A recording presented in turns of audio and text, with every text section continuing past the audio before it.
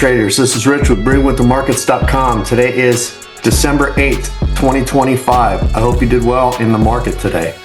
I wasn't able to trade the open today, no problem. Right when I got home, I hit the market instantly.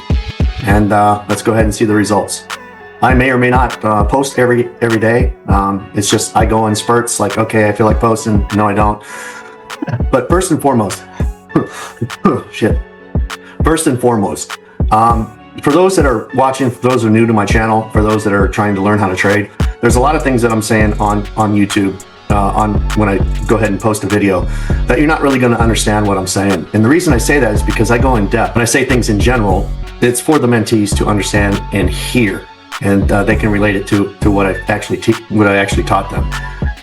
I speak in general on YouTube, and I do the videos for the mentees in hopes that obviously I can resonate with someone else, or in hopes that I can build a relationship with someone else that I don't know. And then they come on over to breathingwiththemarkets.com and I teach them one-on-one.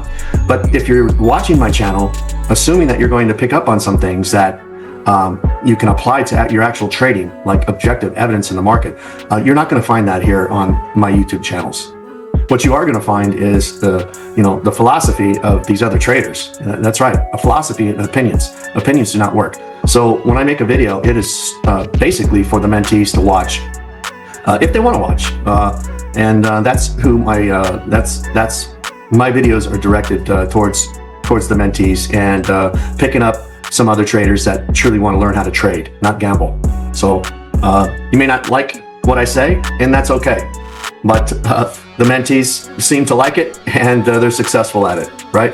So that's all I want. I'm not trying to get the whole world to come on over to breathingwiththemarkets.com. What I'm trying to do is change one life at a time, and there's one of me. I'm not going to hire someone else to teach. I teach, and I'm only as good as my shadow. I take my mentorships very seriously. When a mentee asks me, what do I do in this situation or that situation? I'll turn the question back on them. You tell me what you would do in that situation. And they like that, because they're thinking for themselves. Because if I continue to bring in the fish and put it in their bucket, they're not going to learn. And sometimes people will ask a question when they already know the answer. So I will ask them the same question. You tell me what you do in this situation, or you tell me what you should do or don't do. And they get it right. And that builds confidence. So let's get into today's trading. Like I said, I just got home.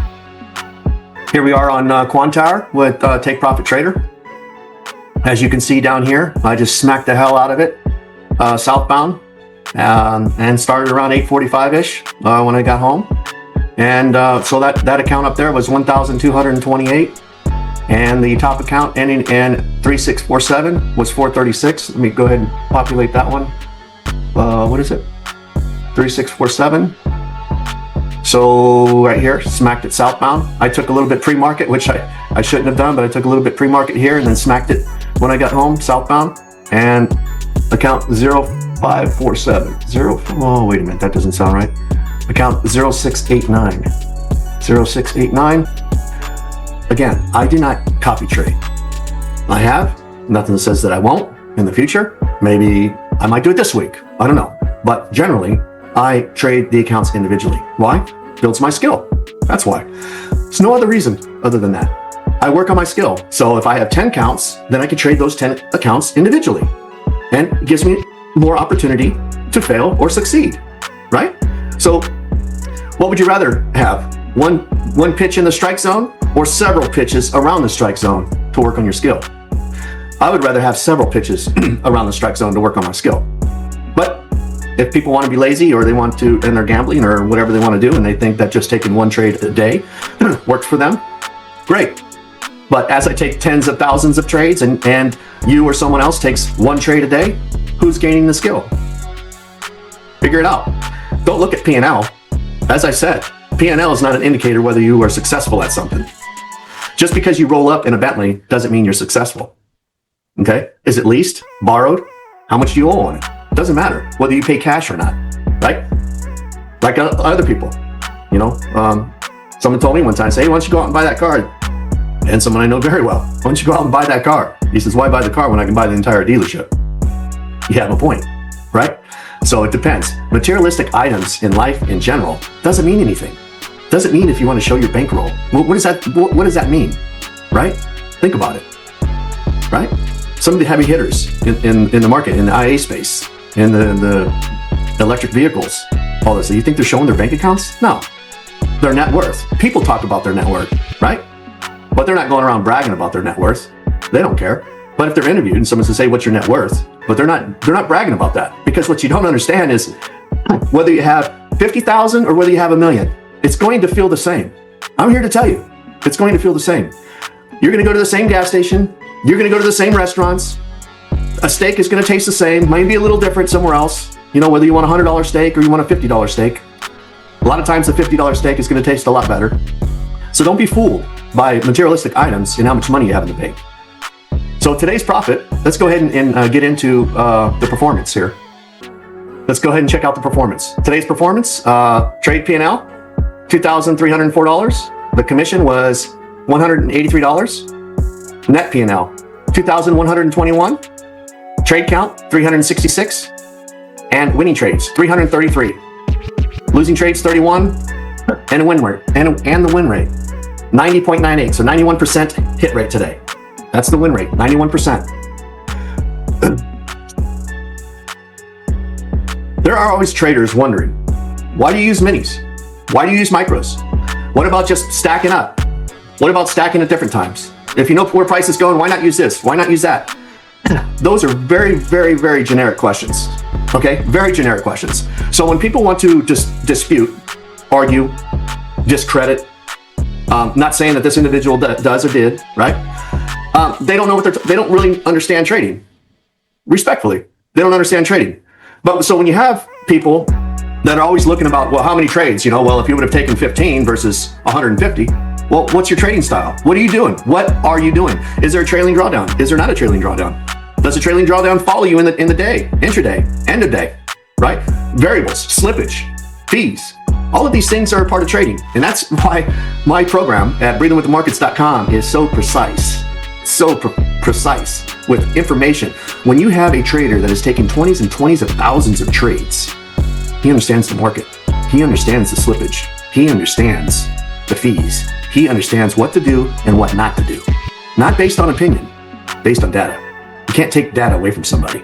So that's why when I go ahead and comment on swing traders, pretend to be scalpers, and scalpers who are actually swing trading, right? Because there are people that are out here that say, oh, you know, I'm a scalper, I go 1 minute or 5 minutes, but yet they're holding for an hour long, or 20 minutes long, or 30 or 40 minutes long, right? That's not scalping, right? So there are either scalpers, swing traders, and me personally, I can trade anyway, anything, anytime, without a stop loss. So it doesn't matter the time frame, without a stop loss. I go on a daily chart, swing trade, without a stop loss. I can do a 4-hour chart without a stop loss. I can cover 15 currencies in the market at one time without a stop loss. So I can cover more than that without a stop loss. It is called direction. There is an algorithm in the market. You have to understand how to trade, and the actual language of each symbol, whether it be your favorite company, IBM, Tesla, you know, Intel, NVIDIA, MSTR, whatever it is, okay? Whatever your flavor is, there's an algorithm, and the algorithm and language will tell you whether or not you need to be long or short, and whether or not you need to get out, right? So this is objective. It's not based on opinions. It is very important to understand that the market is an actual language. It is an actual foreign language. And if you were following someone that cannot teach you that foreign language, then you're gambling. I mean, you are gambling. Essentially, you're gambling. And that's the word. If you don't know the direction from point A to point B when you're driving, aren't you gambling? Aren't you when you start to think your opinion, well, I think I'm going the right direction, how often does that work out for you?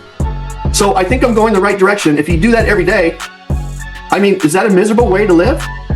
Think about it, right? I always give life examples, and you have to relate those life examples to trading, because that's what trading truly is you have to understand going from point A to point B, right? And then you have people that say, oh, well, I've made $17 million. But then what they didn't tell you is they were trading penny stocks, and they were getting 1,500% bumps, or they would target stocks that were up 1,500% at open, and then they would short and gamble and try to hit the tops. So there's a lot of stuff going on, right? So that's a gambling mentality too. Think about it, right? So how did you get there? How did you get there? Because throwing money on a penny stock and gambling in hopes that you get a big pump and then you get out, is that trading? Think about it. And you'd have people, yeah, that's trading. Why isn't it trading? There's executions, right? Well, those people are going to make it. So you have to understand the risk and reward, right? So there's higher risk down on the penny stocks, right? And higher rewards. You're not going to have Amazon or something like that go up 1,500% in a day, right? But if you get down to stuff where people don't trade, liquidity's low down there. I mean, you get into on some big positions, you're probably not going to get fills. So you have to be careful. But there are ways. And there's a lot of people that will open trades and close trades before and try to scam the system. That's why your order flow is full of shit, right? You may see 500 contracts on your order flow and then all of a sudden it disappears. Okay? The brokers know what's going on, but normal traders don't. Normal people in the market don't know what the fuck they're doing. It's a fact. I wish you well. Have a good day. Peace, traders.